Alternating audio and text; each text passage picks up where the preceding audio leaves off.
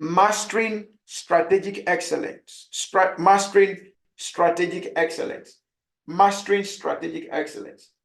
The VUCA environment, or the ever dynamic business environment, had made it a compulsory requirement that businesses must position themselves strategically in order to have sustainability, in order to have sustainable advantage, right?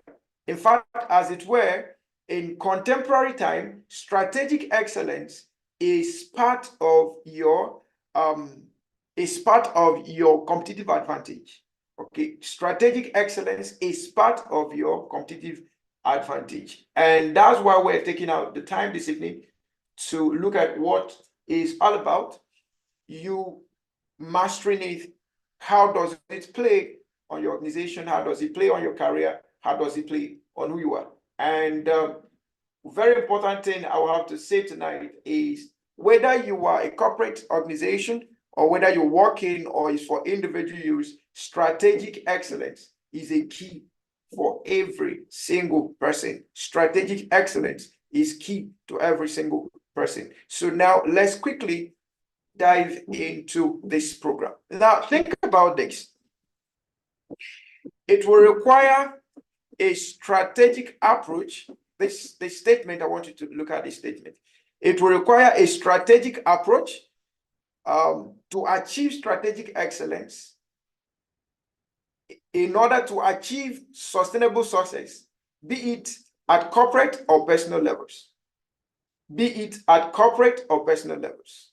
It will require strategic approach to achieve strategic excellence, which in turn is a necessity to achieve sustainable success, be it at individual levels or at corporate levels. And this is a food for thought for every one of us here this evening, for us to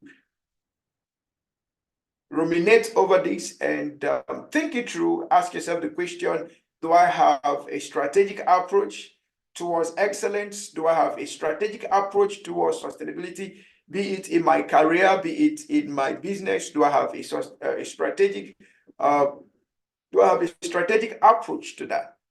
Now, we see how people like Steve Jobs, Mark Zuckerberg, and a whole lot of them use strategic approach to drive their businesses sustainably, and they are thriving, considered as excellent organizations. In Nigeria, we see people like Dangote, you see people like Zenith Bank, you see people like GT Bank. GT Bank actually was considered a highly strategic organization until recent times. Okay, their customer services are getting quite amazing and all of that, all right? But permit me to begin this evening by looking at a case study of the Nigerian telecommunications company that we call Nitel. How many of us still remember Nitel? If you still remember Nitel, just help me indicate. If you were ever born when Nitel was in existence, just help me indicate Nitel in the comment section. If you were ever born when Nitel was in existence, just type Nitel in the comment section. If you were ever born when Nitel was in existence, just type Nitel in the comment section. All right, okay. So let's look at Nitel as a case study, and then we'll proceed very fast. I have quite a number of case studies, so permit me if I use more of examples to illustrate the training tonight, all right? Just to help us drive to what we want to achieve. That's very, very important. Now, a case study of Nitel. Introduction. Nigerian Telecommunications Limited, Nitel, once a symbol of national communication infrastructure, faced a catastrophic decline that led to its eventual vanishing. This case study dives into the critical factors that contributed to Nitel's downfall, emphasizing the role of strategic failures in its demise.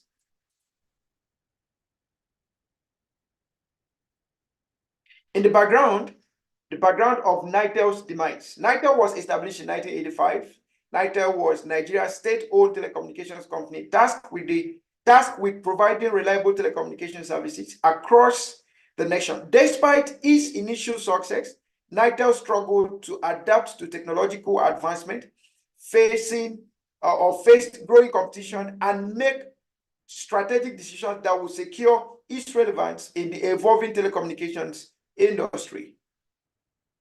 Now, key factors that contributed to Nitel's demise, they had outdated infrastructure. Nitel failed to invest adequately in updating its infrastructure to keep up with the technological advancement. The outdated and unreliable network infrastructure made it challenging to provide competitive services. They will also have lack of innovation. The telecommunications industry underwent rapid technological evolution, transitioning from traditional landline services to mobile and then digital technologies. Nitel failed to innovate its service offerings and expand into emerging markets, leading to loss of customer base. Now, another thing that affected Nitel was monopoly mentality. As a state-owned or government-owned parastatal, they were somewhat a parastatal. As a state-owned monopoly, Nitel operated without the pressure of competition. This lack of market competition resulted in complacency, with Nitel failing to improve service quality, efficiency, or customer satisfaction. Now, other factors that contributed were also bureaucratic inefficiencies, like Nitel struggled with bureaucratic inefficiencies, including cumbersome decision-making processes and operational bottlenecks. This hindered the company's ability to adapt swiftly to changes in the telecommunications landscape. I was privileged to have some of my family relatives then, or people I know that worked in Nitel. I remember one of them telling me that in Nitel then, one of the challenges they had as part of the bureaucratic influences was that sometimes you could have a contract and decisions need to be made immediately, but because the board chairman or part of the directors of Nitel was interested in that particular contract, they will keep delaying until they find or they get the person who they want to take the job. All right, so all of that influenced the decision-making and leadership at Nitel. Another thing that also led to the demise of Nitel was failure to embrace privatization, especially at the early stages when it was obvious that leadership was a problem. Instead of them to privatize, almost immediately they discovered this, they kept on lingering it until Nitel became a shadow of itself. By the time they ended up privatizing, the company they privatized today that had the product, the Intel, I doubt if they are still in operation. I doubt if they lasted up to 4 or 5 years in the market. All right. Now, that failure, despite attempts to privatize Nigeria, the process faced delays and the company continued to operate under government control. The failure to fully embrace privatization limited Nitel's ability to attract private investment and implement necessary reforms. Now, what was the impact of this on Nitel? The impact of this on Nitel, there was service decline. Nitel's failure to upgrade infrastructure led to a decline in service quality with frequent outages, poor connectivity, and limited service offerings. Then they also have loss of market share. When MTN came, Globalcom followed, Airtel followed, Etisalat followed. Then we used to have things like, is it Starlinks or was it Starcom or Starlinks? So there was heavy competition for Nitel then, and then they lost market share tremendously. And then financial strain, the combination of outdated infrastructure, operational inefficiencies, and declining revenue placed Nitel in a dire financial position. In conclusion, Nitel's demise serves as a stark example of how a lack of strategic excellence and failure to adapt to changing business environment can lead to the downfall of even once dominant organization. The company's inability to invest in modern technologies, innovate e-services, embrace privatization, and address bureaucratic inefficiencies ultimately contributed to its vanishing from the telecommunications landscape. The case of Nitel underscores the importance of strategic foresight, adaptability, and innovation for organizations operating in dynamic industries. So this is very, very important that we understand the place of strategic excellence. And of course, when we talk about strategic excellence, is a function of leadership. Is a function of leadership. Is a function of leadership. All right, is a function of leadership. So if there is poor strategic foresight, if there is poor strategic leadership, be rest assured that that company will soon close. You know, most of us in the industry, different organizations, we think because we have large company base right now, customer base, we're going to be the best ever. No, it's not going to be like that. There was a time the banking industry was boasted as the most flourishing industry. Yeah, they are still part of the most flourishing industry. But what is making the banking industry one of the most flourishing today is the introduction of fintech. Financial technologies had actually expanded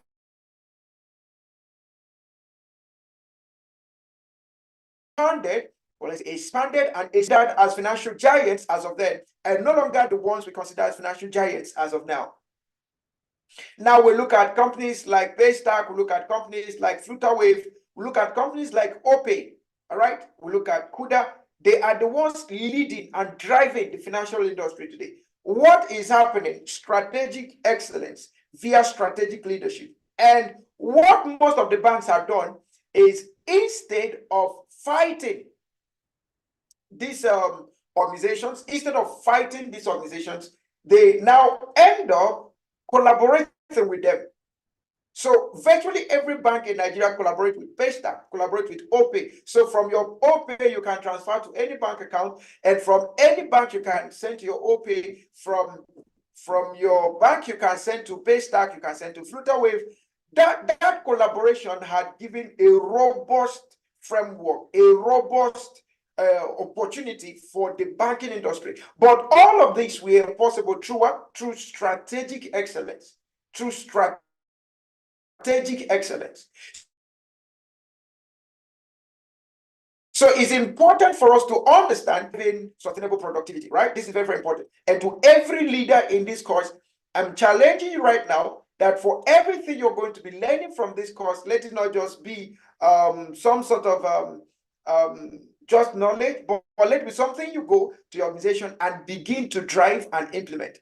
One more time, let's take the time to like those stream going on right now. Just click on the like button and then share the link with all of your colleagues. Let them join.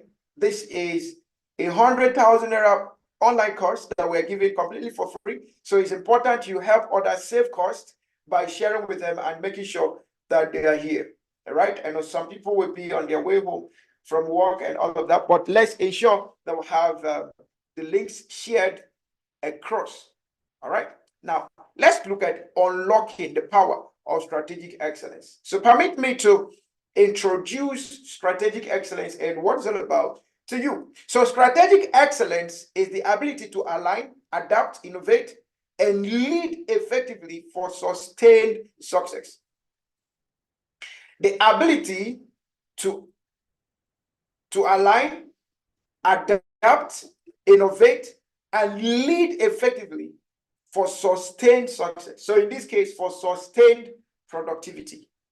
Now, what then is mastering strategic excellence? Mastering strategic excellence involves aligning organizational goals with a well-defined strategy. Please, can you put in the chat room, put the well-defined strategy, well-defined strategy. Then continuously adapting to changing environments, fostering innovation, and cultivating effective leadership. Effective leadership. Effective leadership. Effective leadership. Mastering strategic excellence. You know, one of the things I am very much I don't have interest is mediocrity. I don't have any interest in mediocrity. Now, when I see organizations, perhaps CEOs, maybe you're touching 100 million naira or $100 million, you feel you've arrived. Anytime you get to the point of comfort and complacency, just know that you are declining. My mentor once said, he said, you can't get to the point of staying stagnant, right? It's either you're moving forward or you're going backwards. It's either you're progressing or you're retrogressing. There is nothing like what you are at a point. No, that you are the one seeing yourself that you are in a point, but by evolution, by natural occurrences, by economic plays, economic political plays, you are either moving forward or you're moving backwards. So the best thing you need to do is to keep striving, keep striving, keep striving, keep striving to keep moving forward, right? Keep moving forward. Like I will say again, never come to that point that you feel like you've arrived. In fact, you never come to the point of arriving. There is the mindset of excellence. Excellence is not a destination. Excellence is the continuous pursuit of excellence. So permit me to put it that way. Excellence is the continuous pursuit of excellence. Continuously innovating, continuously improving, continuously adapting to changing times, continuously repositioning. All right, this is very, very important.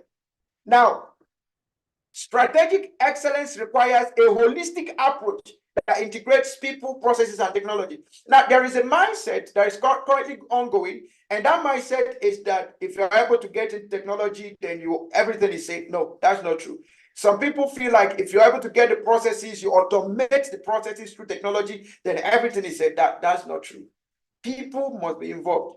And when we talk about people, we're talking about competency, we're talking about okay, so we're talking about two things, character and capacity, right? Character and capacity. And when we talk about capacity, we're talking about competence, we talk about skills, we talk about mastery, we talk about knowledge, we talk about experience. All of these things are part of the things we need to drive strategic excellence, right?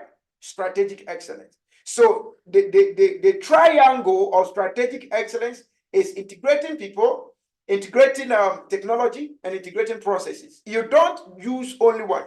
You don't focus only on one. You must keep driving. Okay, you must drive these three things: people, technology, and processes. Can you put that in the chat room? People, technology, and processes. People, technology, and processes. People, technology, and processes. People, technology, and processes. People, technology, and processes.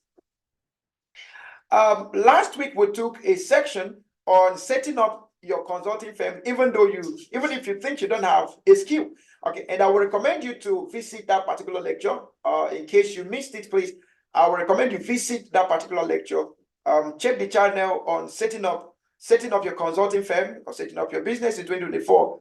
Even if you think you don't have a skill, we dealt with explosively how to start your business and how to start and run your consulting firm successfully, right? Okay, especially in 2004, an environment that 2004 has brought us in. So when you want to start a business in 2004, apart from looking at your business model, when you pick your business model, we say a business model has 4 components. A business model has 9 components, rather. A business model has 9 components. And that 9 components can be summarized in 3 things: people, technology, and processes. People, technology, and processes. So I would recommend that you take a look at that lecture on how to set up your consulting firm.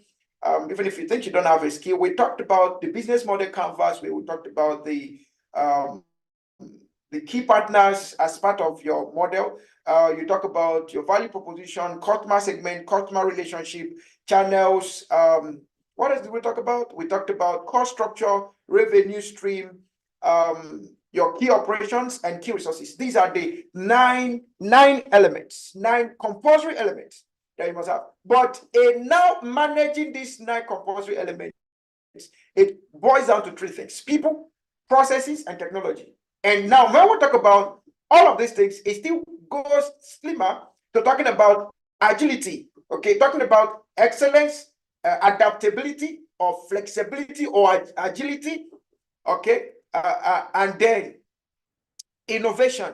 So I talk about strategic leadership, you talk about agility, and then you talk about innovation. This still boils down to where we are currently in the business landscape. In the business landscape, this is where we are. So we need to understand all of these dynamics and then know how to position ourselves for the future. Now, when we talk about strategic excellence, we're not just talking about being relevant right now. We're talking about you looking into the future and being able to position your organization, position your idea, position your career to having relevance in the future, right? This is very, very important. This is very, very important. Positioning your business, positioning your idea, positioning your career to having relevance in the future. And I'm going to use several examples as case studies, several examples of those who were able to position themselves strategically through strategic excellence, and they are driving sustainable productivity right now. And then we're also going to look at those who did not position themselves strategically. Excellence was gone, and then they went out of market. All right? There is something I would like you to note as we proceed, and that is the concept of choice. That is the concept of what? The concept of choice. I want you to look at me very well. The concept of choice. The concept of choice is the point that we're now in an environment where competition is so high. The competition is hyper high. Okay, so permit me to use that. It's very, very high. Now, why is competition very high? Customer preferences are continually changing. Customer choices are continually changing because there are lots of products, lots of services that can replace whatever thing you're offering. There are 1 million more people that have equivalent skills, if not more, than what you have right now. So what you need to do is to make sure that you position yourself strategically through strategic excellence. Last week, we dealt with strategic positioning, online visibilities. That was Damilola took that. Okay, so in case you've not really understood how to strategically position yourself as an organization, as an individual, it's good you take a look at that lecture. It's going to be part of the things that will also come up here. Okay, but it's good you take your time and study how to position yourself, right? This is very, very important. So I said the concept of choice, it has become the boiling point for competition now in the current business landscape. The concept of choice. So the preference, consumer preferences now is high. My mentor once told me, he said, there used to be a time we used to say, que sera, sera. So what would be, all right? So some of us came up with business ideas and then believed that, okay, que sera, sera. So what would be. So one day this business will succeed, all right? But you know the most amazing thing? My mentor said, que sera is no longer sera, because the dynamics of the business environment has made que sera no longer sera. So what does this mean? So what you think that customers will want, they like your product without innovating, without improving on it, without strategizing or re-strategizing. The truth is that they will actually leave your product and find an option with your competitor. And one thing I've always advised people, especially SMEs, and whether you're an SME, you are small, you're medium, you're large, it doesn't really matter. What I always advise businesses is this: never give your customer the opportunity to test the product of your competitor. Never give them the opportunity. What does this mean? Continuously improve on your value. Before your customer could think of changing or swapping to the competitor, add another value that will cause him to stay. And look at what I'm going to say now. When we talked about setting up your business in 2024 and how to run it sustainably and run it successfully, we talked about the concept of risk reversal. We talked about the concept of the blue ocean strategy. We talked about the concept of freemium services and all of that. Now look at what I'm going to tell you now. Now, when you're starting a business, look at this, especially in the current landscape that we are. Look at this. Create a sustainable value capturing system. Let your business model canvas be a two-way value capturing system. Now, this is what I mean. Let there be opportunity to give value and let there be opportunity to capture value, right?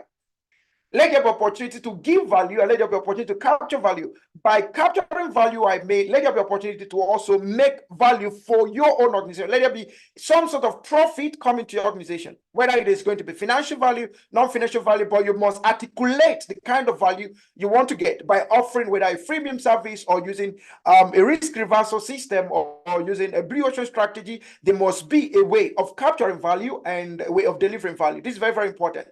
Okay. Now, if you're going to be running a freemium service and then there is no benefit coming to you, then there is something wrong with that particular model of your freemium.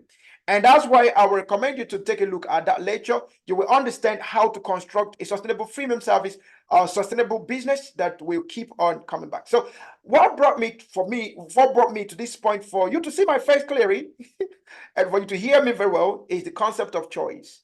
I want you to type in the chat room, just put the choice, all right? Choice. That is the boiling point of competition right now. Customers have 1,000,001 alternative. So if you ever lack strategic excellence, you will lose your market. If you lack strategic excellence, you will lose your market. If you lack strategic excellence, you will do what? You will lose your market. And we don't want you to lose your market. That's why we're taking out the time to make sure that you have the best of time in this series that we are taking all together. All right. And if I have a question, feel free to send in your questions. I will be available to attend to all the questions. All right. Okay, so let's move on now.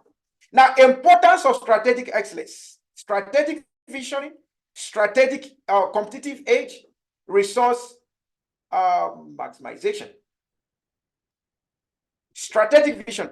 Strategic excellence forms the foundation of a clear and compelling vision for the organization. It provides a roadmap for where the company aims to go and how it plans together. You know, it's so funny that when we talk about vision, most people think that vision is a destination. No, vision is not a destination.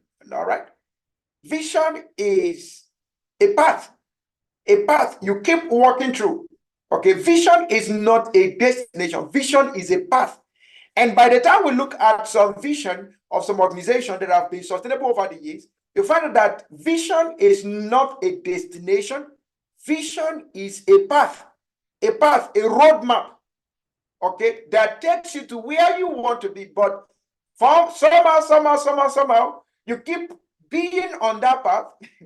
Okay, so strategic excellence drives you to have strategic vision. All right, so I'm looking at something that someone put in here.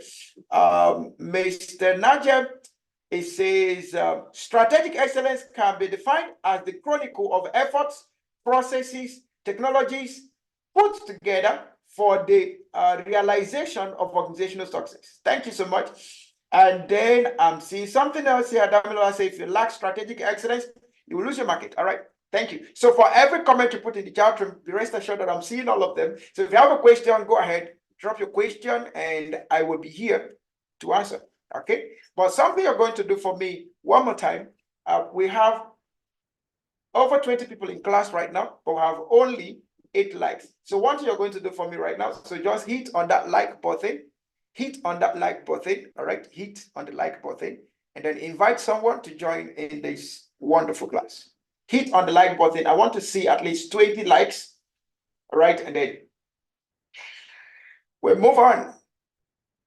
Competitive edge. Achieving strategic excellence allows organizations to gain a competitive edge in their industry. By understanding the market landscape, competitors, and opportunities, businesses can position themselves advantageously.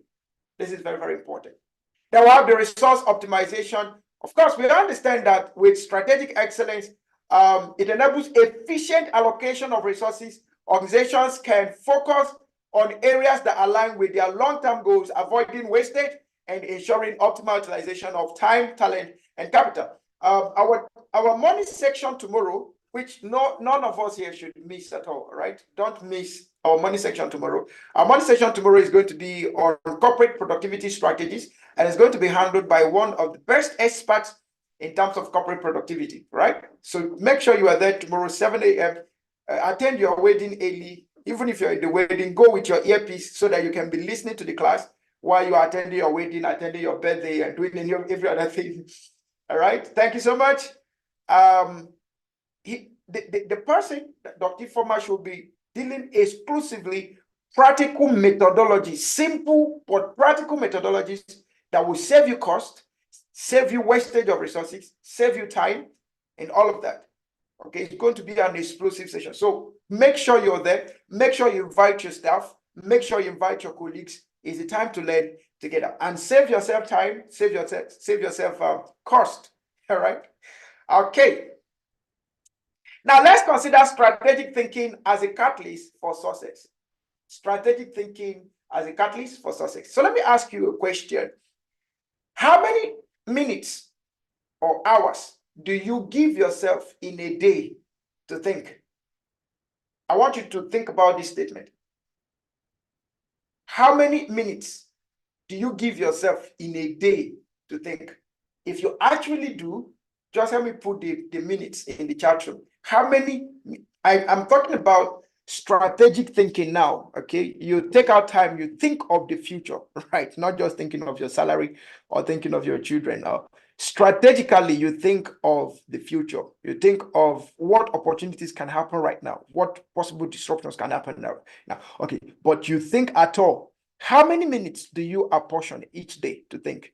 Now, this is going to be evident on, do you have a diary where you write your thoughts down? Do you have to-do lists daily? Do you have to-do lists? No, we are talking about strategic excellence. It's something you need to start practicing right now. I'm not talking about what you practice tomorrow.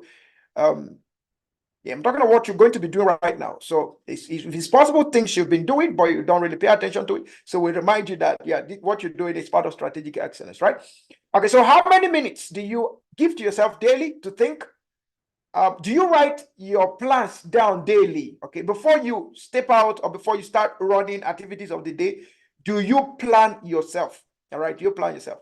All right, so if you give yourself minutes to think, I would like you to put that in the chat room. How many minutes do you give? If you don't, just say, for now, I don't. Okay, so I've not started practicing. Just put that in the chat room so that we know those that are doing and those who are not doing. And just be as objective as you can, be as free as you can. Okay, nobody's going to punish you for not doing that. But these are simple strategic approaches that can shoot up your productivity. Okay, I am so amazed because of tomorrow's class. I'm so excited because of the morning section of tomorrow and the evening section of tomorrow. Do you know why? Because I've gone through those lectures, I've gone through the materials. There are things that we practice as an organization, we practice as individuals, and these are things we've taught organizations. I remember one CEO who joined one of our sections, and he gave a testimony. He said, maybe I'll play that his clip before this section is over. He gave a testimony. He said he attended one of our sections, and it improved his productivity, his company productivity, by over 60%. 60%. Simple things that we overlook but make productivity. So that is very, very important. So I've said something right now: strategic thinking as a catalyst for success. Strategic thinking as a catalyst for success. So I'm looking at the chat room. Sarah says, okay, Mr. Josh says he gives 30 minutes a day to think. That is wonderful. 20 to 30 minutes. Okay, so Ikechku says not specific time frame, but at least he thinks, right? So think. All right. Mr. Najem says 20 minutes. Oh, Surveyor Kalistu says 10 minutes at work. Okay, so whether you've been doing it or not, this is an important thing that you must give yourself as a task every day. Every day, take out 5 to 10 minutes daily to think. And I mean, consistently think, like there is no distraction. There is a strategy for productivity that they will discuss tomorrow, and it's called deep work, right? Deep work. Deep work is a function of deep thinking or strategic thinking, all right? So if you do strategic thinking, you will end up in deep work. What is deep work? Deep work is simply being so focused. You need to train yourself to the point of thinking without entertaining distractions. And don't think without paper. Don't think without paper. Don't think without paper. Don't think without paper. Let there be pen and let there be paper. Right. So do I have a pen here? Some of us say we'll put it in our phones. Don't put it in your phone. That's why you need to go with your jotter or your small writing pad anywhere you are. Don't think without paper. Thinking without paper is a waste of time. Thinking without paper. Do you know what happened to Nebuchadnezzar in the Bible? That man that dreamed and forgot his dream. Okay, and he had to gather all his magicians that if you don't remind me my dream, I kill you all. Thinking without writing is like Nebuchadnezzar, who went to dream and dreamt and forgot his dream. Okay, and what that does is that you actually consider yourself as a strategic thinker. Meanwhile, there is no documentation of what you've been thinking. So give yourself 5 to 10 minutes daily. If you can do more, better. All right. If you can engage in 30 minutes, like Mr. Josh, if you can engage in 1 hour, in 2 hours. Okay. The truth is, sometimes you need to give yourself a whole day to think. There is a level of deep thinking you will enter into, and you just see that before you could say Jack Robinson, the day is gone. I mean, the whole day is gone. 8 hours is gone. So the culture of thinking need to be part of what you are and who you are. If you must be part of the people that will make you relevant in the future. This is very, very important strategy, and don't ever take it to be like one of those lectures you attend. There's a practical thing you need to do, right? Practical thing you need to do. So how is strategic thinking a catalyst for success? How is it a catalyst for success? Informed decision making. Strategic thinking involves analyzing data, market trends, and potential risks. It equips decision makers with the insights needed to make informed and forward-looking choices. Forward-looking choices. Recently, I said something to myself after I've thought. I said, in this contemporary time we are, nobody should ever come out and say, I'm an illiterate, or perhaps I didn't have the time to go to school, or perhaps my parents didn't send me to school. We are now in an era that you can even learn completely free. The person that is telling you that he didn't go to school, he didn't have the opportunity to go to school, is using iPhone 14, is using iPhone 13 Pro Max, but yet he's carrying his future. He has his whole destiny, he's carrying it in his hands. And he has all that he needs to make the most of the opportunity in his hands, but he says no. He just has the mindset that I didn't go to school.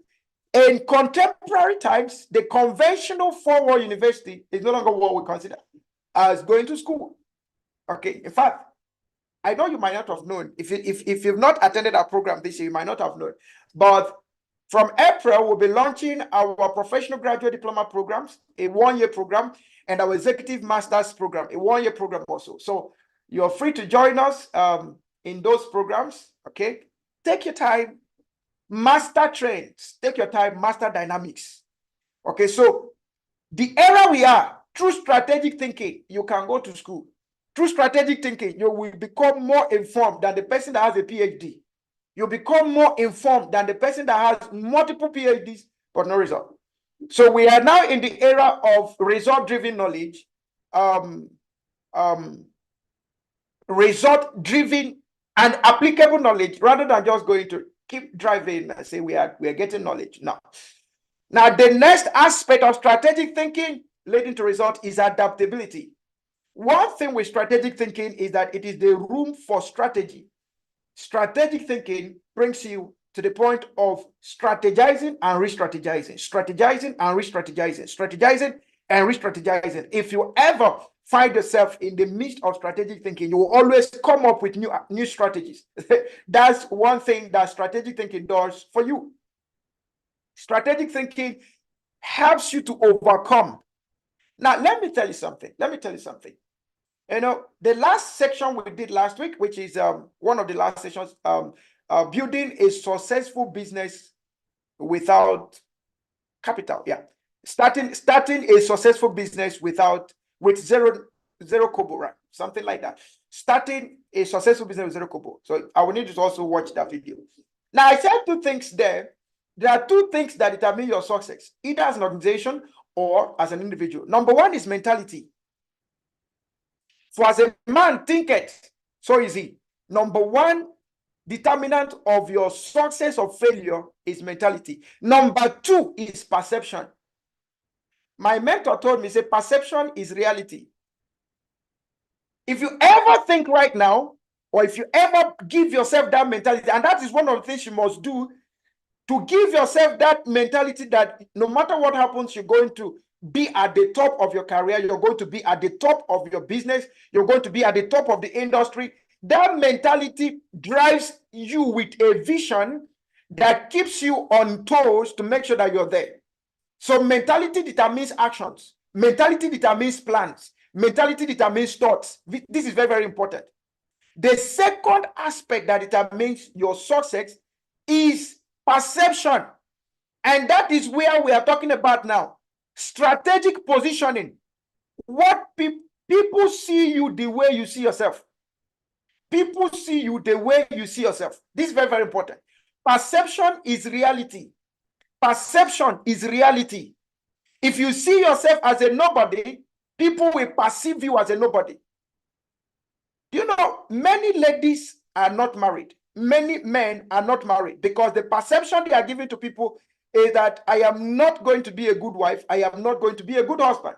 How? In their character, in their talks, in the words of their mouth, in their association, they've given a picture, they've painted for themselves. And people are looking at that picture, people are looking at those things and say, oh, no, I don't think I should be here. Several businesses can move 1,000 times, change levels 1,000 times, only if they can reposition their corporate image.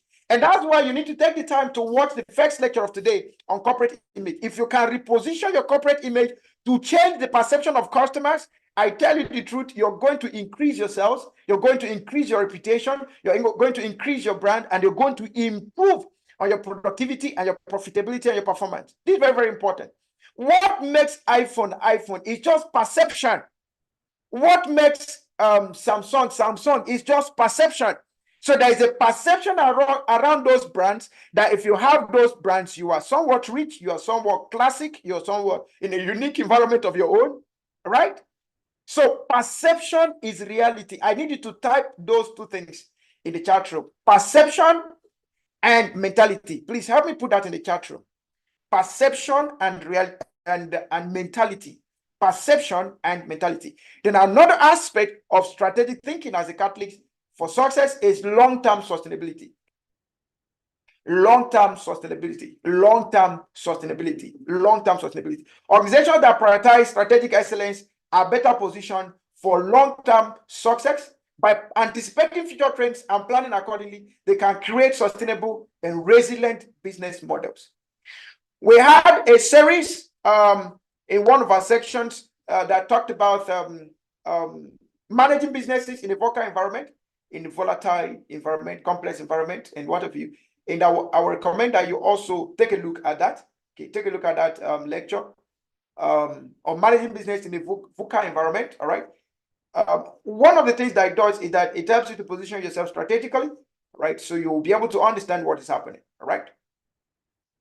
Understand what is happening.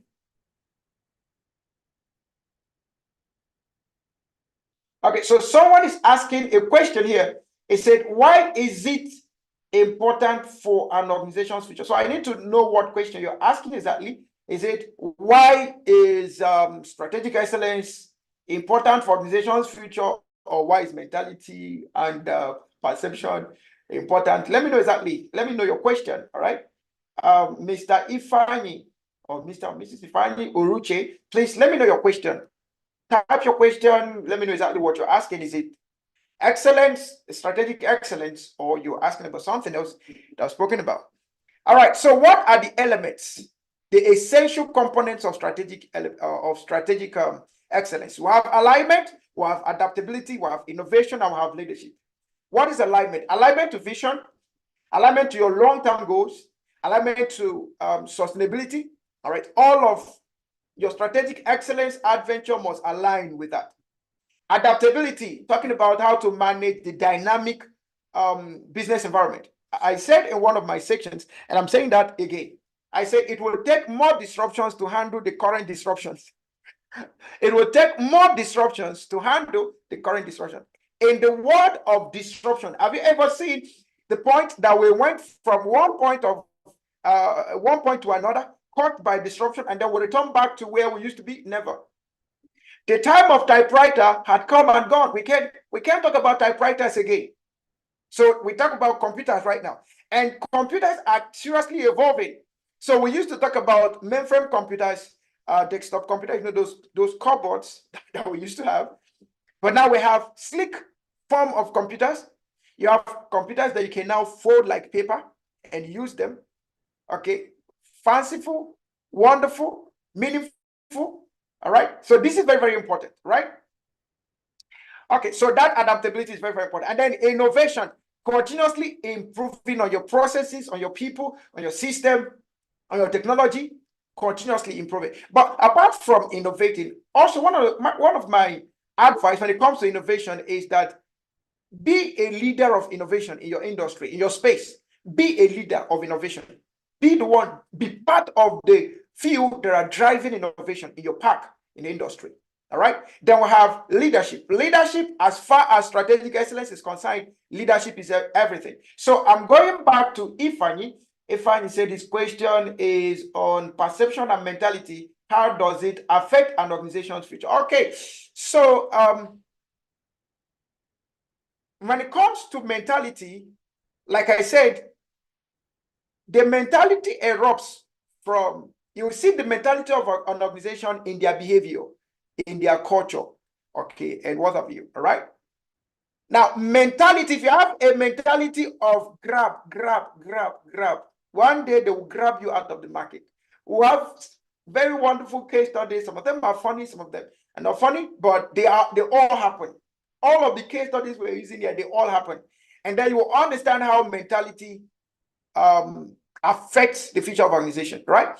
Okay. I don't know how many of us have come across the trending issue, or one of the trending issues now on the internet about the former head of service. And what is the case? They said almost all the contracts she awarded in her time was given to organizations that she owned, which are anti of the civil service law. So now EFCC have gone back to bring her to the limelight, and they are dragging her. All right. What could have been the problem? The problem is mentality. It should come to me. It should come to me. It should come to me. Okay, I have this position now. Let me make the most of it, right? That is one of the mentalities that we have. All right. And then perception.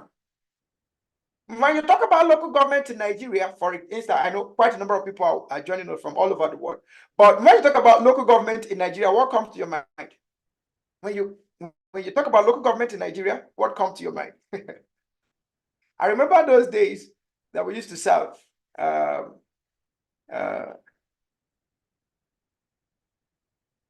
remember those days we used to serve NYC service. So some of us were posted to local government. If you ask those colleagues of us, then say, you're not going to work today. They say, you know, I was posted to Ministry of No Work. That is the perception. That is the perception that in local government, there is no work. But you know what? When you get into local government, you know that there is serious work going on there. But the perception they've given us is that it is a ministry of no work. All right. All right. Thank you so much. Moving forward, please let's endeavor to share the links. If you've not liked this stream, please feel free to like the stream. At least everyone here, make sure you like the stream, share the link, and please note that your 100% attendance is required for you to request for a certificate. And the attendance link will be shared by the end of this section. So please be on guard and be part of this training to the last section. Okay, so I also recommend that the coordinator goes back to our channels and reshare the link. All right, so I see a question here, comment from Debbie Pat. She said, please, can a company incorporate strategic excellence plans during building the company's strategic long-term goals, or intermittently as the company feels it deems so? Okay, so your strategic planning starts from the very first day that you started conceiving that organization. Okay, it starts from the very first day you started conceiving the organization, right? So strategic excellence, yes, is progressive, but you must be determined to be excellent from day one. From that day you conceive that idea, you must be determined to make it the most excellent product, the most excellent company, the most excellent service. Okay, so strategic excellence, though, is progressive, but it is incorporated from day one. All right, this is very, very important. Okay, so for every question that comes, we'll take them in the chat room. Someone says, please, I would like to know the name because I joined the class a bit late. Okay, so this is integrated, this is a professional management, and my name is Ebru Chibanito, and I am a consultant with the Institute. All right, thank you so much for joining. One more time, let's feel free to share the links around, invite people, and let's learn together. Navigating the link between strategy and productivity. Navigating what is the link between strategy and productivity. Number one, alignment of goals. Strategic planning aligns organizational goals with daily tasks, fostering a unified purpose. So that also leads to productivity. Number two, innovation-driven productivity. Strategic initiatives drive innovation, providing the impetus for enhanced productivity. So innovation drives productivity, and innovation is a function of strategy. Then adapting to change, which is also a function of strategy, also drives productivity. Successful organizations continually adjust strategies to adapt to changing market dynamics, influencing overall productivity positively. Okay. Now let's look at some real life examples. We have the Toyota production system. You know, I read the story of Toyota, and the story of Toyota had it that when Toyota came out, people naturally did not want to associate with Toyota. Their products were not quite impressive. Okay, their products weren't one that people wanted to associate with. But with time, they decided to run innovations. They decided to go on to improving, continuous improvement. All right. So what strategy did they adopt? Toyota's strategy focused on lean manufacturing and continuous improvement. So they brought in the process of no waste. Okay, the productivity methodology of, we call the lean process method. There was no waste. Okay, and then continuously improve. Okay, I read a book. Is it From Good to Great? Okay, Good to Great and Built to Last. Okay, I think Dr. Jim Collins. Yeah, is it Dr. Jim Collins or Cowell? One of them wrote the book. Now, that author took the time to research a whole number of organizations. And in researching about Toyota, one of the things he found about Toyota, he said, Toyota makes an adjustment or improvement of over 3,000 improvement on their products. I can't remember whether it's annually or monthly, but let's assume they make 3,000 adjustments annually on their products. Imagine what impact it will be on their productivity. So what the productivity impact? There was reduced waste, improved efficiency, and increased output through streamlined processes. Someone rightly said, he said today, Toyota had become a standard for automobile production. Okay, Toyota had become a standard for automobile production. All right, then we'll go to Amazon fulfillment centers. Some of us talk about Alexa today, right? Alexa. All right, some of us download the app. We give it instructions and all of that. Okay, the strategy was Amazon's strategic focus of use of technology and data for inventory management and order fulfillment. Alexa is a good example of what I'm talking about. Productivity impact, increased order accuracy, faster delivery, and improved overall operational efficiency. Dr. Kenda gave an example of this Amazon in the morning, of his colleague who bought a book from Amazon.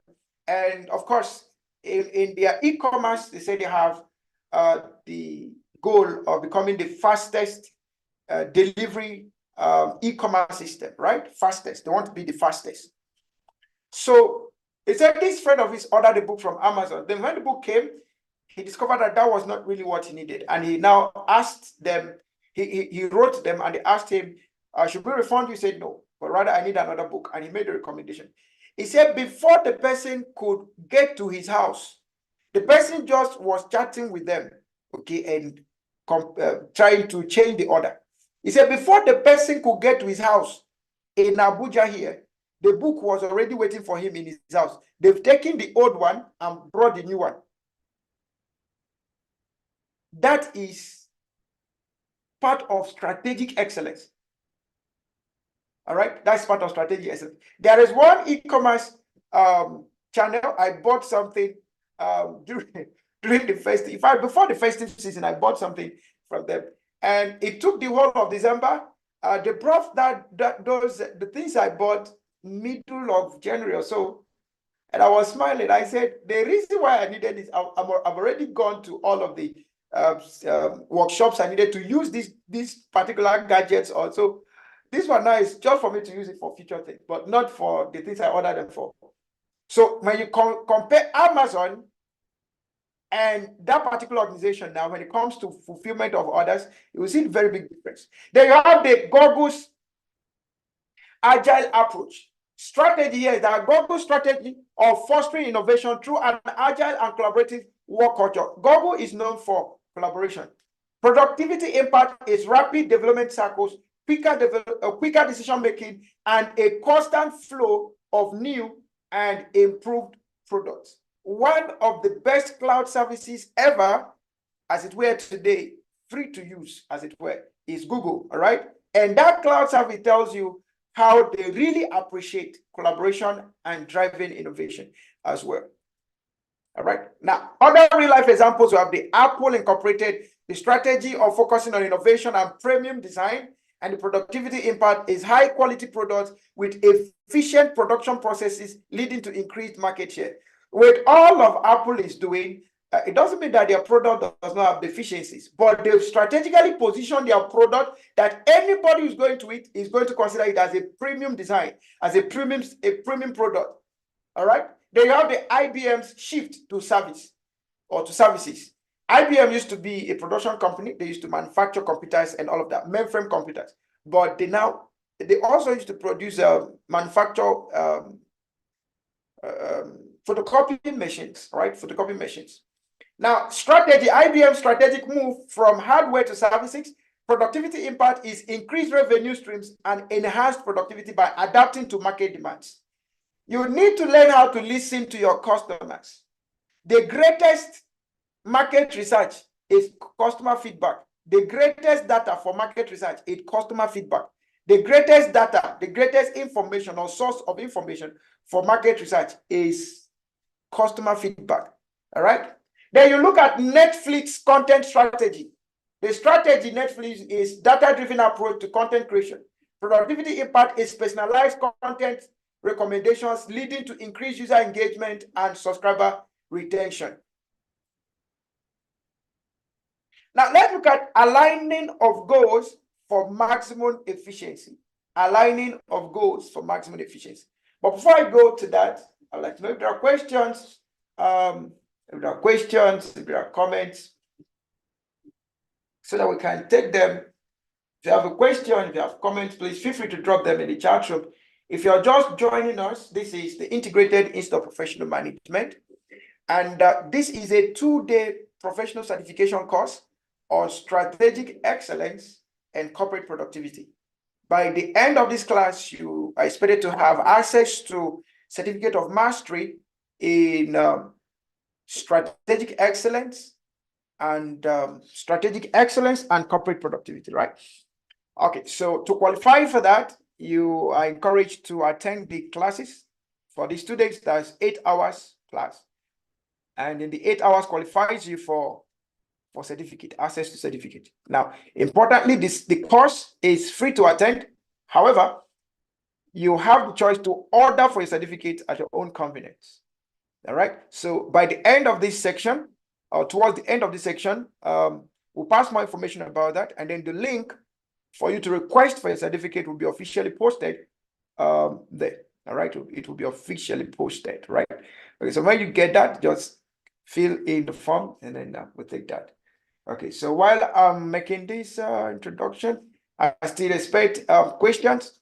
The Integrated Institute of Professional Management is open for membership. Okay, so if you want to join us as a member, you're welcome. Okay, so I have associate membership, full membership, and then fellow membership for career persons. And then for students, we have the student membership, and then for fresh graduate, we have the graduate membership programs. We also have corporate membership for organizations.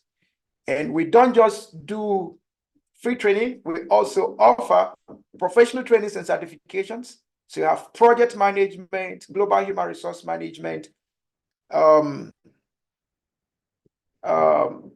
others. So you could go to our website on iipmi.org, find all of the courses that we offer. All right.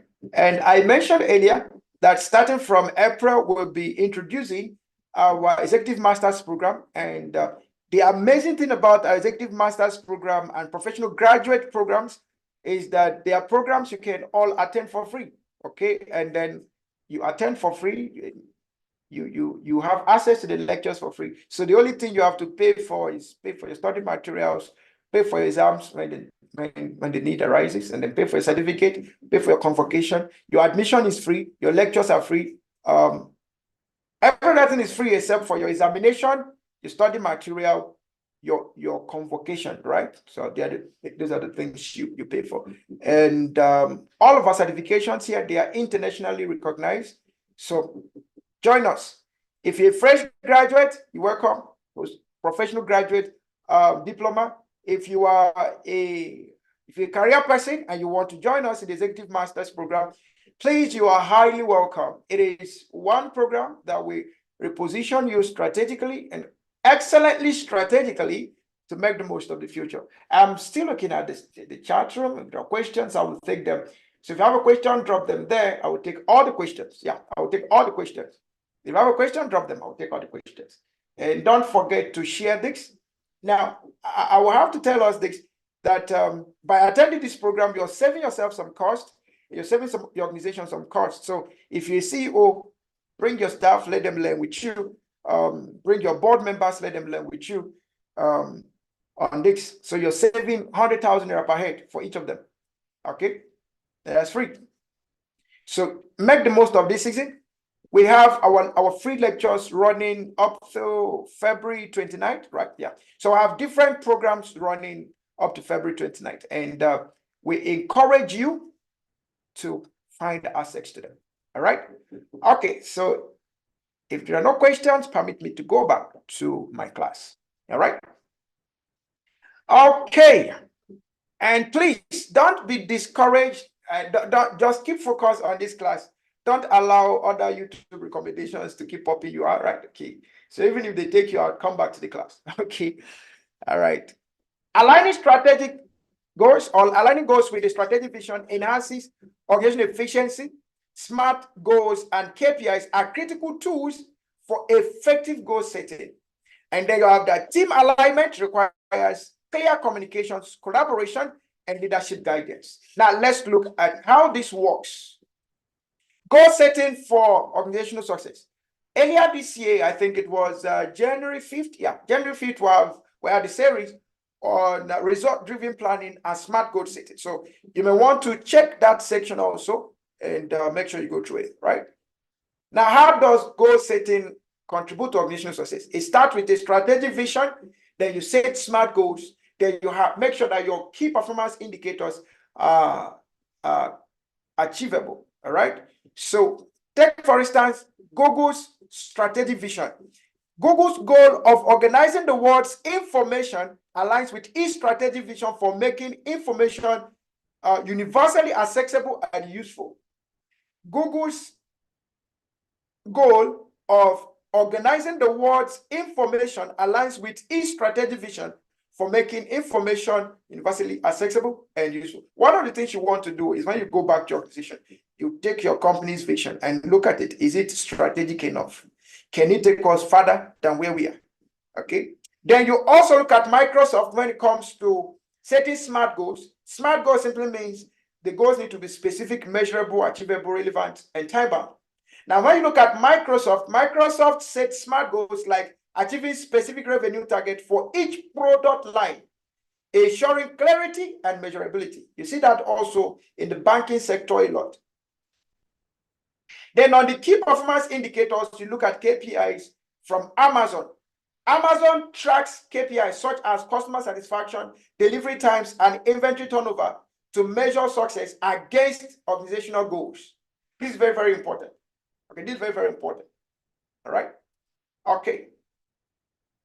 Now, another part of this alignment is ensuring alignment across teams. How do you do this? You do this through communication channels, collaborative platforms, leadership guidance. Communication channels will involve establishing transparent communication channels for sharing organizational goals, ensuring open dialogue to clarify expectations and address concerns. You have an example of Slack. Slack is one of the tools today that everybody needs to be aware of. Okay, with Slack, you can organize your work in the most impressive way. They send you reminders, they send you notifications of what you need to do and all of that. So you can digitize your to-do list with Slack. You can digitize and automate your communication platforms with Slack. Okay, so Slack facilitates transparent communication, allowing teams to align goals through real-time collaboration and information sharing.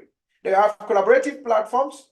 Remember that we are dealing with ensuring that there's alignment across your teams for you to be able to achieve strategic excellence and then sustainable productivity. So there is need for collaborative platforms. Utilizing collaborative platforms for team goal setting and tracking. Okay, you can also use Slack as a good example also. You can also use Asana. Asana is a project management tool. Okay, so in case you've not used Asana or you've not used Slack, you may want to try those tools out. We also have Trello. Okay, you can also try Trello. All right. So even Jira, you can try Jira. In fact, the truth is there are hundreds of free tools that you can use to improve your productivity online. All right. So the collaborative platforms fosters a culture of cross-functional collaboration. Okay, so example is the use of Asana. So Asana can help you. They have leadership guidance. You have tools that can help you with also leadership guidance. You have AI tools currently that can help you with leadership guidance, AI tools. Okay, so you can check out some AI tools for that. Okay, now leadership's role in articulating and reinforcing organizational goals is very, very important. Providing guidance to teams for alignment with broader objectives. We see the case of Tesla. Okay, Tesla's leadership, particularly Elon Musk, plays a pivotal role in articulating and reinforcing goals, ensuring alignment with the broader vision of sustainable energy. Now, let's look at strategic adaptability and agile productivity. Strategic adaptability and agile productivity. With strategic excellence, it's easier for you to easily adapt and also introduce the concept of agility in your work. Strategic adaptability enables organizations to thrive in dynamic environments. Using agile methodologies promote flexibility, collaboration, and faster responses to changing requirements. All right. Now, let's take a look at the first one, which is adapting to changing landscapes. I've given that recommendation. We've taken that series on managing your business in a VUCA environment, and over and over again is a 1 million time lecture that you want to watch over and over and over again. All right, over and over and over again. Right? Okay. So when you watch that lecture, it gives you more information about the current changing landscape. Right? So adapting to changing landscapes, you have the dynamic business environment. What do? Organizations must navigate evolving landscape influenced by technology, market trends, and global events. Let me ask a question. How often do you call your staff for a strategic section. I'm not talking about a strategy session, but a strategic session. Strategic session of looking at trends, looking at data, looking at customer behavior, looking at changing landscape and all of that. How many times do you do that in a month in your organization? How many times do you do that? Let me see your answer in the chat room. How many times do you do that in your organization? Strategic session. I'm not talking about strategy session. I'm talking about strategic session. The time that you come, you look at how the market trends are changing. You're looking at historical information. You're looking at global events. You're looking at how the forces of the market are playing to change the market dynamics. How many times in a month do you do that? If you do that, let me know how many times. If you don't, just put 0 in the chat room. If you don't do that, just put 0. I'm not talking about strategy session. I'm talking about strategic session. Not what I'm saying. I'm not talking about strategy session. I'm talking about strategic session. Both are two different things. Okay? Both are two different things. All right? Okay. Then you have strategic resilience. Strategic resilience. Building a resilient strategy that allows for quick adjustment in response to unforeseen changes. Now, in that lecture that we talked about the VUCA environment, managing your business in the VUCA environment, we talked about resilience planning, we talked about scenario planning, and we looked at them exclusively, right? We looked at them in depth and exclusively. All right. So you need to look at that particular section. Right? But resilience planning is part of the strategic approaches to managing the dynamic business, changing business environment, right? Then the case study we have here, the case study of Netflix content evolution. For instance, Netflix continuously adapts its content strategy based on viewer preference and industry trends. This is a strategic approach that leads to strategy. Strategic approach that leads to strategy. Okay, so from Debbie Patch, she said once in a year. So they have strategic section once in a year. All right. So I want to get from every other person, how many times do your organization engage in a strategic session? I'm not talking about strategy session, right? Strategic session, right? Okay. I want to see your response in the chat room. Innovating for streamlined efficiency. Innovating for streamlined efficiency. Innovating for streamlined efficiency. Let's look at that very quickly. If we must innovate for streamlined efficiency, then we must foster a culture of innovation. That's the first move. The first move is for us to foster a culture of innovation.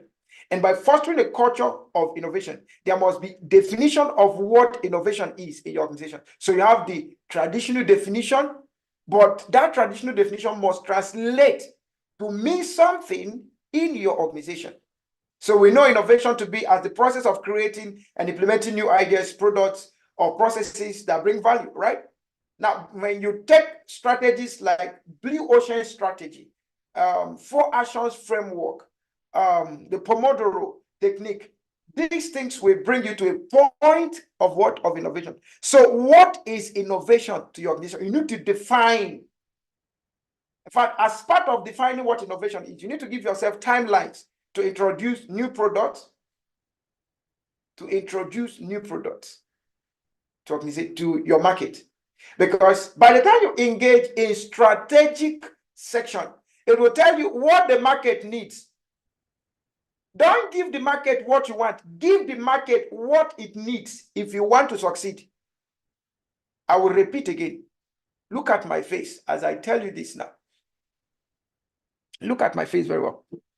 I'm sure you're hearing me very clearly. All right. Don't give the market what you have. Give the market what it needs if you want to succeed.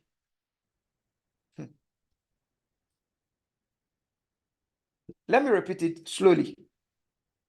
Don't give the market what you have.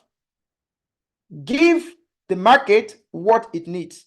So before you give what you have to the market, make sure you turn it to what the market needs. That is very, very important. That is a strategic excellence move.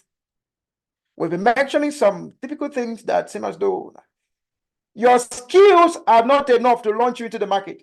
If the skills is not enough to satisfy the demands in the market, your skills are not enough to launch you into the market. If those skills are not enough to meet the demands in the market, I'll repeat this again. Your skills are not enough to launch you into the market until those skills become enough to deal with the needs in the market. And this is very, very important. In skilling and upskilling, make sure you are going for skills that are needed and relevant in the market. Now, this course we're having today is a highly sought after, and I mean highly sought after, I'm telling you the truth, it's a highly sought after training.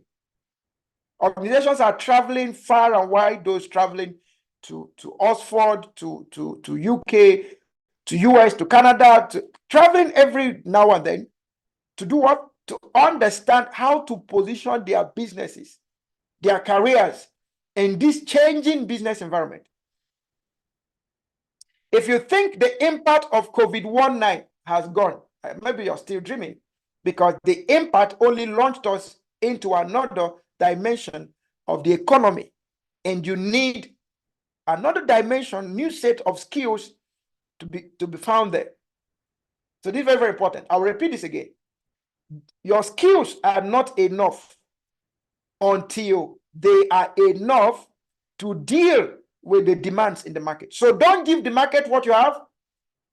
Give the market what it needs. This is very, very important. Don't give the market what you have. Give the market what it needs. Please put that in the chat room. Don't give the market just what you have. Give the market what it needs. Don't give the market what you have. Give the market what it needs. All right? So that you don't waste your resources trying to be in business, and at the end of the day, you are out of business, right? This is very, very important. Now, fostering a culture of innovation, you must also help your team, help your staff to understand the importance of a culture of innovation. A culture of innovation encourages creativity and experimentation and fosters continuous improvement. You look at Google. Google has a 20% time policy that every week they give you, or they give their staff 20% of their time for their personal projects.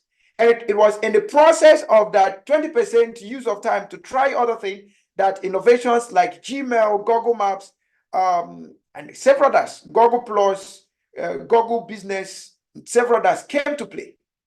So what is innovation, and what culture are you putting in place to drive innovation in your work environment? There must be defined KPIs. There must be measurable tools to your or perhaps your culture of innovation, and innovation itself should be measurable. All right, they both should be measurable. All right, now let's quickly look at implementing innovative solutions for efficiency gains.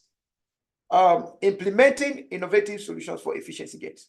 Now, in case you just joined us, please make sure you like this stream. Okay, so currently we have over 20 people live.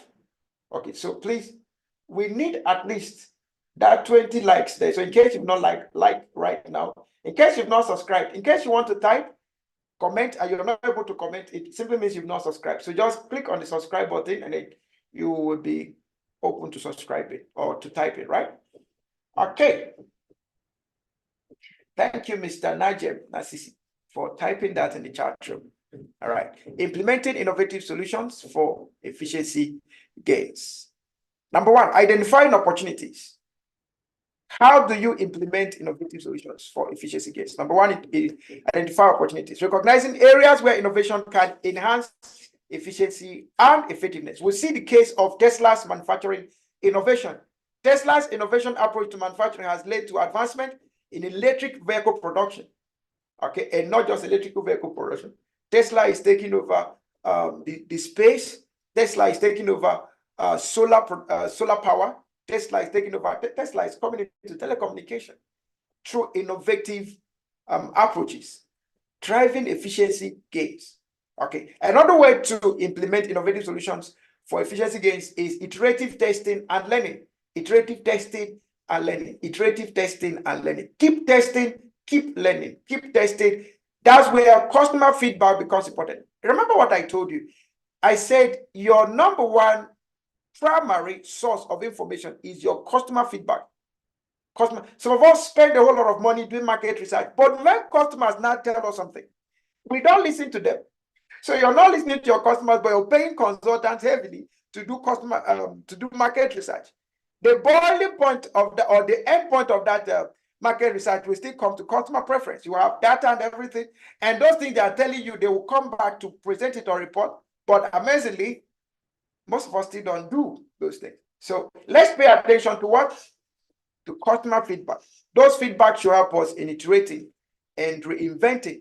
So you keep having, we will keep having iPhone from 7 to 8 to 9 to 10 to 11 to 12 to 13 to 14, maybe the 15, 20. It will keep going like that. Because why? They will keep iterating, keep learning, keep reinventing. All right. Now, leadership's impact on productivity. Now, before we proceed, I would like to know, have you learned something in this section? Let me know what you've learned. In a moment, just type one thing you've learned in this session, because we are gradually rounding up. Okay, we are gradually rounding up. Let's know what you've learned in this section. Let's just type one thing that you've learned in this section so far. Tell us one thing that you've learned in this section so far. What one thing have you learned in this section so far? What one thing have you learned in this section so far? What one thing have you learned in this section so far?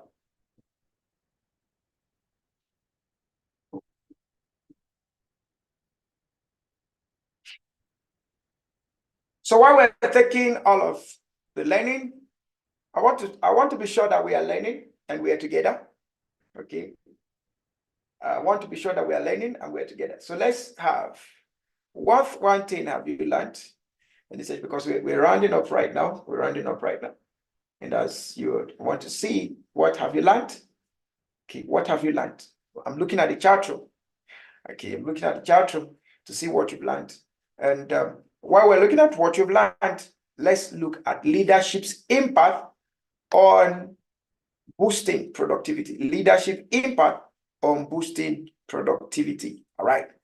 The role of leadership in driving productivity, number one role and most important role is setting clear expectations. Setting what? Clear expectations. Leaders play a crucial role in defining and communicating clear goals to teams. So if you're a board member, you are in executive team, you are head of department and all of that. One of your most important roles, team member or team lead, is to define the expectations and make them clear. All right, make them clear. All right.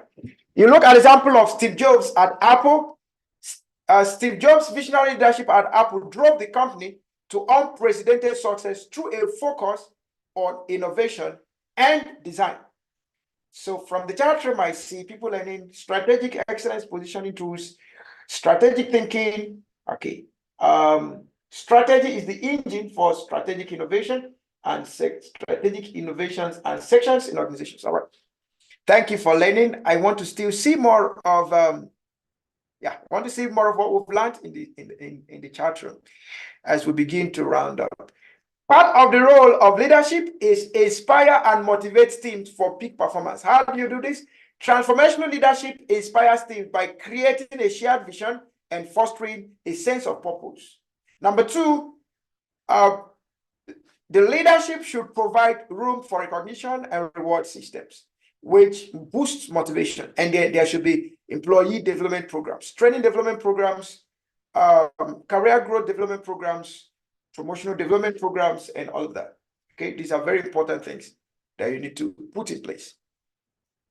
Integrating technology for enhanced efficiency. How do we integrate technology for enhanced efficiency? One more time, please feel free to share this link across We are still on. In about 30 minutes, we'll be done. Yeah, in about 30 minutes, we'll be done. Each of the sections is about 2 hours. So in about 30 minutes, we will be done. All right. So make sure you still invite someone. In case you invited someone and he has gone, call him back. Call her back. Okay. It's a free training and you're helping them save costs as well as helping them maximize the opportunity. So let the coordinator also one more time send the message across to all the channels. Let them know that we are still live. Okay.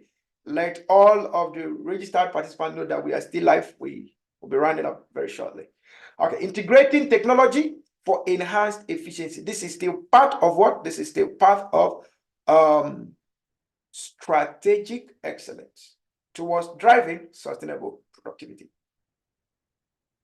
Now, the first thing you need to do is to leverage technology for streamlined processes. You can use automation and robotics, like the case of Amazon. We see that. Amazon Fulfillment Center, they use automation, they use robotics to get things done. Okay, and in current day time, we can bring it down to what we actually do. So you now have chatbots, trained chatbots to help you respond to customers when you're not around. So this is a very good one. So you can leverage on technology. You have also automation and tools to boost productivity. You have project management tools like the Asana, the Trello, the Jira. You also have Microsoft. Okay, almost all the tools that you see in Google, okay, I could consider them as productivity tools, from your Google Sheets to Google Slides to Google Doc to Google Forms to Google Cloud to Google Business, Google, all the Google platforms. So you can just know exactly what you're looking for and ask Google what tool it has to help you. Google will help you. Okay. So you have also implementing workflow automations. We can see that in the use of Zapier. Okay. Use of Zapier, use of Zoho campaigns, Microsoft Power Automate, and several others. So we can have all of this in place. All right. Then measuring corporate productivity. How do you measure corporate productivity? How do you measure corporate productivity? How do you measure corporate productivity? How do you measure corporate metrics for measuring corporate productivity? Defining relevant KPIs, identifying key metrics aligned with organizational goals and objectives. Define your KPIs. For example, customer satisfaction in the CSI, measuring customer satisfaction as a KPI to assess overall business performance. This is very, very important. Then you also have monitoring and evaluating for organizational success, monitoring and evaluating your KPIs and standards. You say, how do that? Have regular performance reviews. Use the balanced scorecard approach, and then ensure to have interactive dashboard tools. And the balanced scorecard approach, like I said earlier, both financial and non-financial approach need to be blended in one piece. Okay. Now, how do we overcome the challenges and collaborate effectively? Identify common challenges. What are the common challenges around strategic excellence? Number one has to do with communication barriers. Number two has to do with resistance to change. Okay, we'll look at what happened in the case of IBM. They are turned around under the Logasner's era. So Logasner successfully led IBM's transformation by overcoming resistance to change through strategic initiatives. And I will one more time recommend that book, Good to Great, okay, and Built to Last. Those two books, I recommend them to you to read. You understand more of strategic excellence and how to make those moves. Now, promoting effective collaboration to overcome obstacles. How do you promote effective collaboration? Make sure that you have cross-functional teams. Make sure that the technology integrations you're having, they are effective and efficient in giving you results. For instance, you can use Microsoft Teams for remote collaboration. You can use Zoom, okay, and others as such. All right. Now, let's look at 2 or more case studies, and then we will round up. Case studies review. Let's look at case study number 1, Google, fostering a collaborative and innovative workplace culture at Google. So let's look at what Google is doing. By introduction, Google is one of the world's most innovative and successful technology companies. owes much of its success to the unique workplace culture it has cultivated.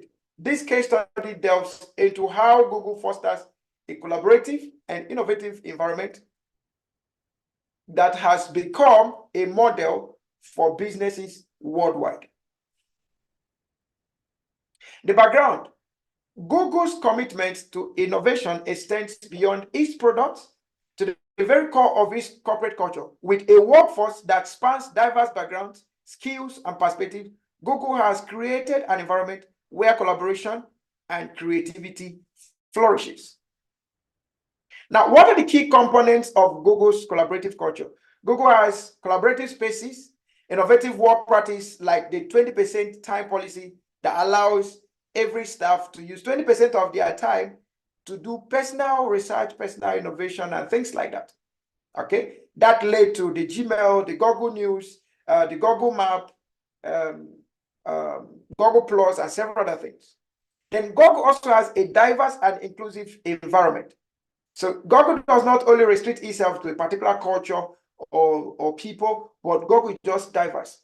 Virtually every country in the world is represented in Google. So they have diverse culture, diverse environment, but all of this is to their commitment is just a function of their commitment on rich tapestry of ideas and approaches. All right. Then also you have the cross-functional teams. Google has innovative hubs. I've been to their innovative hub center in Lagos. Okay. They also have employee feedback mechanism, robust employee feedback mechanism, right? Now, what was the benefit of this to Google? Google has increased productivity. Their innovations are groundbreaking. And then there is employee satisfaction. Before you talk about customer satisfaction, it's important you deal with first employee what? Satisfaction. All right. Before you talk about customer satisfaction, please always deal with what? Employee satisfaction. This is very, very important. All right. Okay. Then let's look at, we've taken one of the positive side. Let's take another one of Nokia. What happened to Nokia? You still remember Nokia? If you remember Nokia, just help me type Nokia in the chat room. If you were ever born in the era of Nokia, the days of Nokia, just type Nokia. If you ever used Nokia as a product, just type Nokia in the chat room. Okay, type Nokia in the comment section if you ever remembered Nokia. All right. So, case study of Nokia's decline in the mobile phone market, a lack of strategic excellence. By introduction, once a dominant force in the mobile phone industry, Nokia faced a dramatic decline in the early 2010s that ultimately led to its exit from the mobile phone market. We could see that Nokia is almost gone. Okay, they are there, but not everybody remembers Nokia. Okay, all right. This case study explores the key factors contributing to Nokia's downfall and highlights the critical role of strategic excellence sustaining competitiveness. Now, why are we taking the time to go through all of these case studies? Is for you to check if your organization is in the current state they are, so that you know how to come out. That's why we are doing what we are doing. This is deliverance time. What we're doing now is deliverance. Okay, by looking at these case studies, you can comfortably look at what is happening in your organization and then deliver yourself before it's too late. Deliver your organization, deliver yourself before it's too late. All right, so all of the case studies we are looking, they give us real life examples. There is no one we are doing here that is a simulation. Every of the case studies, they are real life. There is no simulation of any kind here, right? So everything is happening. Everything we are using as case studies, they are real life. And you can go further to research more, right? Research more about them, right? Okay, so that's very, very important. So for anyone that you see that looks like what's happening to your organization right now, then you have to refer back to this lecture and find out, how do I deal with it? How do I deal with it before I exit the market, before I become a non-entity in the industry, right? Okay, now let's move on. Still on Nokia, the background of this case study. Nokia, founded in 1865, wow, had established itself as a global leader in mobile telecommunication by the early 2000s. The company's success was built on innovative mobile phone designs, robust hardware, and a strong market presence. However, as the smartphone era Nokia struggled to adapt, ultimately leading to its loss of market share. Key factors contributing to Nokia's decline: there was resistance to change. Nokia was slow to recognize and adapt to the shift towards smartphones. The company's leadership was initially resistant to abandoning its traditional feature phones focus, underestimating the growing demand for advanced smartphones. If Nokia had ever bought into the idea of Android and iOS as of the time they came in, Nokia would still remain the leading market guru in the mobile phone market industry. The next challenge they had was lack of operating system innovation. Everybody was going to Android. People were shifting to iOS, but Nokia remained on Java, remained on Symbian, and that was a challenge. Another challenge was ineffective leadership. Nokia faced challenges in leadership with frequent changes in top executives and a lack of clear, cohesive strategy. The absence of visionary leadership hindered the company's ability to navigate the rapidly evolving mobile landscape. Permit me to tell you for free that never you get to the point in your life that you feel you've had too much money, that what now determines your action is a function of your pocket. No. Be ready to serve at all points. Be ready to serve at all points and be desperate to serve at all points. Let your leading passion be your drive to serve, not your drive to improve your pocket. Do you get what I'm just saying? Let your leading passion be you want to serve, and that has to be a function of your strategic vision. That's very, very important. Your strategic vision. All right, this is very, very important. Now let's move on. Key factors still that contributed to their decline was over-reliance on feature phones. Feature phones. Nokia continued focus on feature phones, hindered its competitiveness in the rapidly growing smartphone market. The company failed to anticipate the market shift towards devices offering more advanced functionalities. If you are currently using Nokia in the chat room, sorry, if you're currently using any Nokia product, please, I need you to type the name of that product in the comment section. Or if you're using Nokia, just type yes. If you're using Nokia, type yes in the chat room. If you're using Nokia, type yes. Type yes in the chat room. Let's see. Then another factor that contributed was missed opportunities in the ecosystem integration. Nokia failed to create a seamless ecosystem across its devices and services. A strategy successfully employed by competitors like Apple and Samsung. This lack of integration weakened Nokia's value proposition in the eyes of the consumers. If you're currently using a product of Nokia, just type yes in the chat room.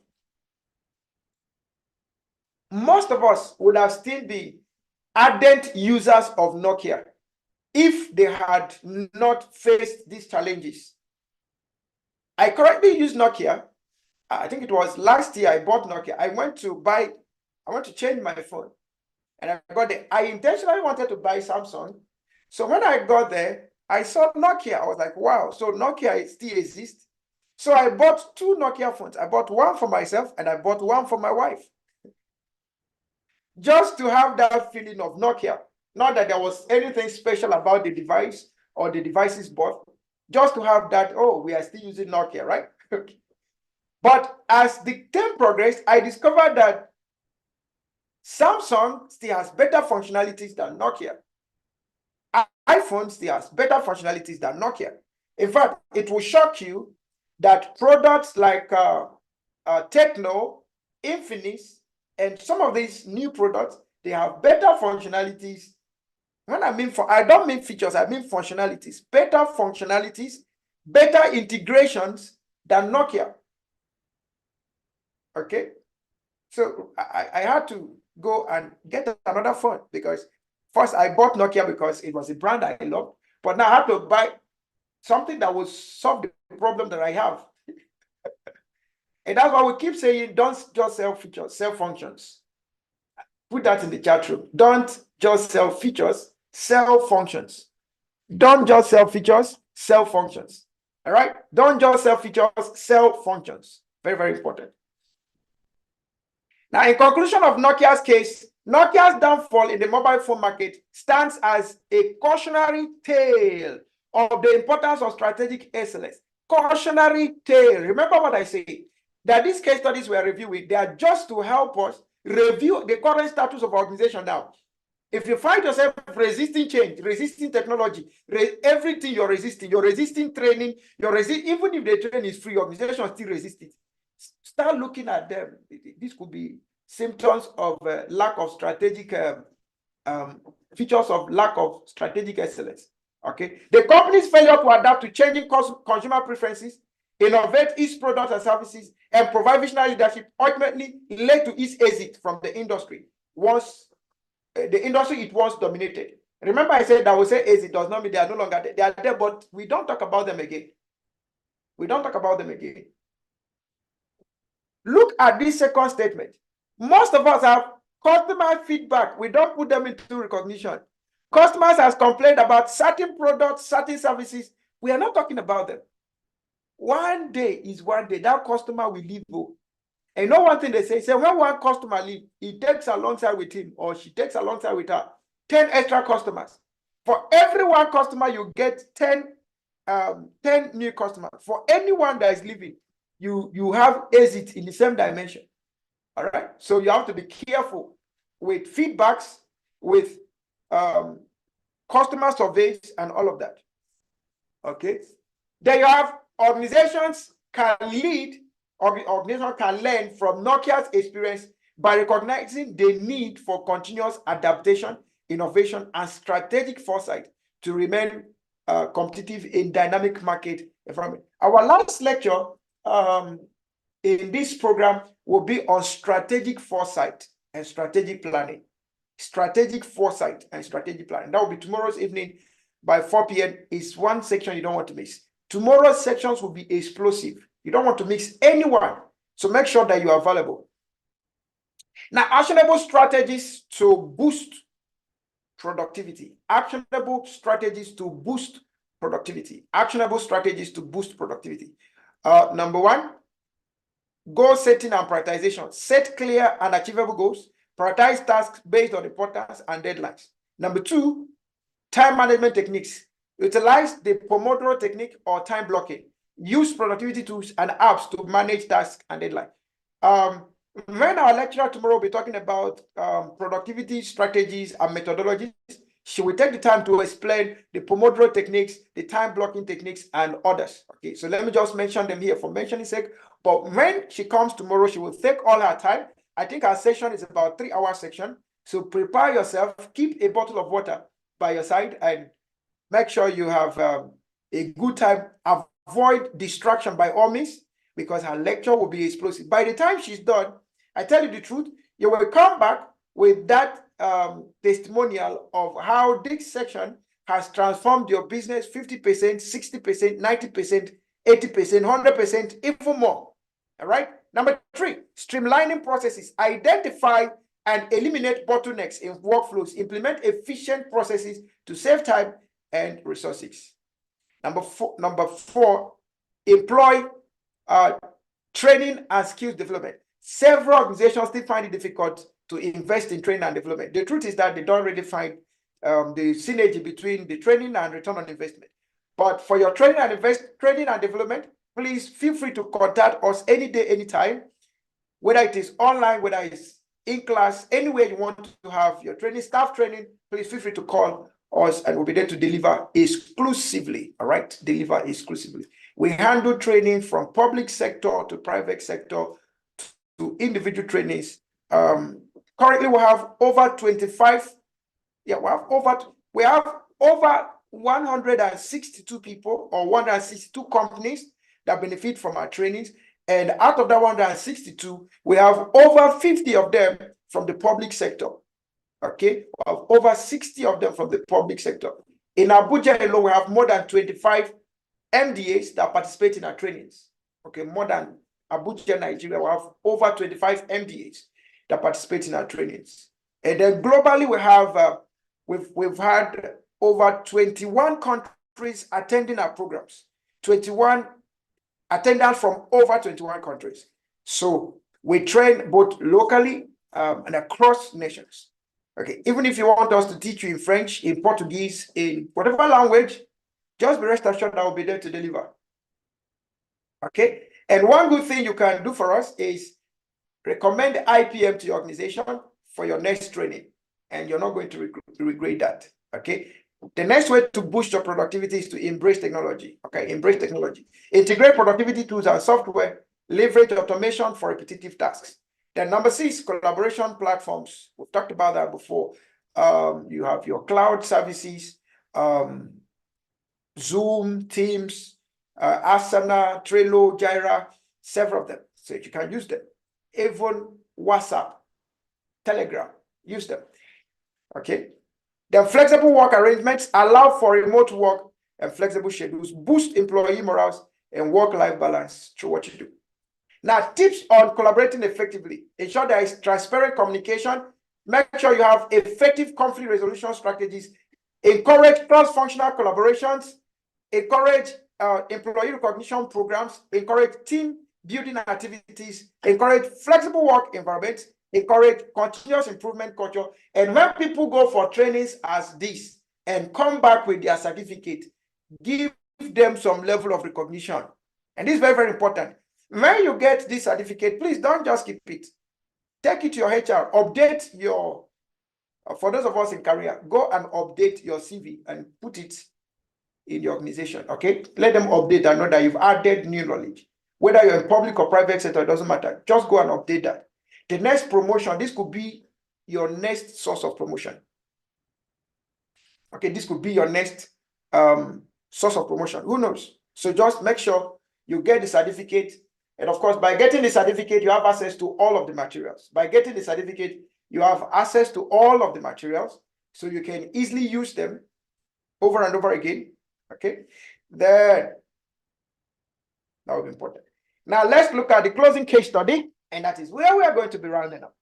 Should you have any question, please feel free, drop your questions in the chat room, and I will answer all of them. All right. So for those of us that are still using Nokia like myself, Ikechukwu Ituma, thank you for patronizing Nokia. Patrick John Ejembi, thank you for using Nokia. Okay, like myself. Okay, all right. Okay, so the coordinator will be coming up with the announcement immediately we are done, and then he will also be sharing the link for attendance. Please make sure you take your attendance for certificate issuance purposes. And please make sure that your name will be exactly the way you want it to be on your certificate when you are filling out that form. So our last case study will be on Oceanic Bank. Do you remember Oceanic Bank? How many of us remember Oceanic Bank? You remember Oceanic Bank? If you ever had an account in Oceanic Bank, please just type Oceanic Bank in the chat room. If you ever had an account in Oceanic Bank, just type Oceanic Bank in the chat room. I remember when that swap was done, I used to have an Oceanic Bank account. And then when I was serving, that swap was made. So one of the days, they said I should go to EcoBank to retrieve my money. So I went to EcoBank and they kept asking me questions. I need to do this. I need to. Then BVN wasn't a problem. Okay. BVN wasn't a problem then. So they kept asking me questions and questions and questions. So I had to leave the money there. I think I had about 3,000 naira then in that account. It was student account. So I left the money there. Okay. I left the money there. So how many of us ever went to Oceanic Bank? You had so Gary Ehieze said customers' feedback is key to progressive innovation and market success domination. Never give your customer the unfortunate opportunity to taste your competitor's product. Okay, so the unfortunate will be unfortunate. All right, thank you so much, Ademola Folami. So you used Oceanic Bank. That's great. So let's look at Oceanic Bank and see what happened. I know several of us have several stories around Oceanic Bank, but for learning purposes, we're just going to put a case study for learning purposes, right? Okay, so by introduction, Oceanic Bank International PLC, a prominent Nigerian financial institution, faced a rapid decline that accumulated in its eventual collapse. This case study explores the key factors that contributed to Oceanic Bank's fall, with a focus on financial struggles, mismanagement, and lack of strategic foresight. I will repeat this again. Don't mix the sections of tomorrow. One of the sections will be on strategic foresight and strategic planning. We'll look at the collaboration and then how does it drive productivity, right? In this closing remark, in case you've not liked this, this stream, please like it right now. And in case you've not shared this, please share it one more time. In case you've not subscribed, please subscribe. In case you want to type something and you can't type, it's because you've not subscribed. So please subscribe and then you'll be able to type, right? Your question is very, very important. So please don't go without dropping your question. Your question is very, very important. Don't go without dropping your question. Your comments are very, very important. Don't go without dropping your comments. We'll attend to all of them. You know, here we're introducing an agile approach to learning. So we take an interactive learning process, right? So we are looking at what you're saying and you are listening to what we are saying, right? Okay, so you don't want to fall victim of strategic foresight? So join us tomorrow. Now, in the background, founded in 1990, Oceanic Bank grew to become one of Nigeria's largest banks. It gained prominence through aggressive expansion strategies and acquisition. However, the bank's fortunes took a turn for the worse, leading to regulatory interventions and eventually its dissolution. Key factors contributing to Oceanic Bank's collapse: non-performing loans. Non-performing loans. Number two, governance issues. There was issues of mismanagement, leadership issues, and what have you. Then there was issue of over-expansion and risk exposure. Over-expansion and risk exposure. So we have non-performing loans, which was gradually sinking the company's account. Governance issues of integrity issues, trust issues, transparency issues, risk evolutionary issues that were there. Then over expansion, Oceanic Bank wanted to be everywhere. There are still places that Oceanic Bank started buildings that they did not finish. Yeah, I've seen their buildings in Nassau State. The ones they started, they did not finish. I've seen their buildings in some other states, Enugu State, and some other states, right?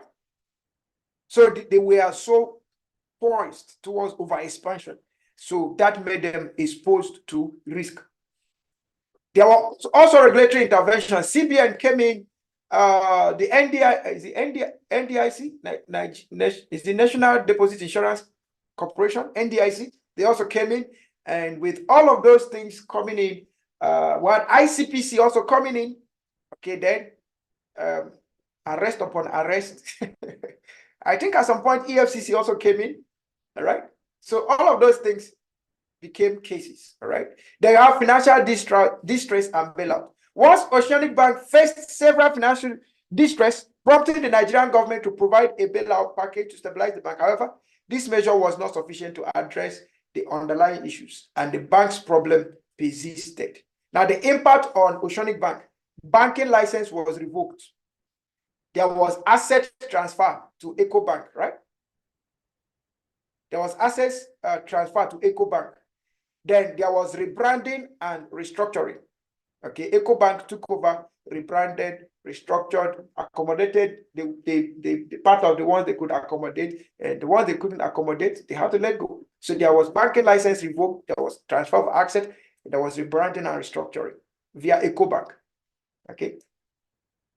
In conclusion, Oceanic Bank's collapse serves as a cautionary tale also of the consequences of mismanagement, over-expansion, and inadequate risk management in the banking sector. The bank's inability to address governance issues and the high volume of non-performing loans ultimately led to regulatory intervention and its dissolution.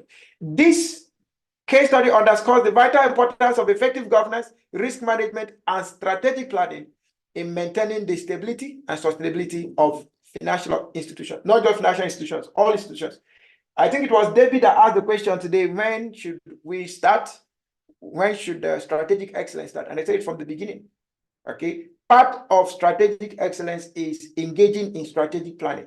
And I also say engaging in strategic sessions. Not just strategy sessions, but strategic sessions. All right. Thank you so much, Samuel Muba from Liberia. Thank you for joining us. Thank you for joining us. Okay. Now, thank you so much for watching. I believe it has been an awesome time in this learning process.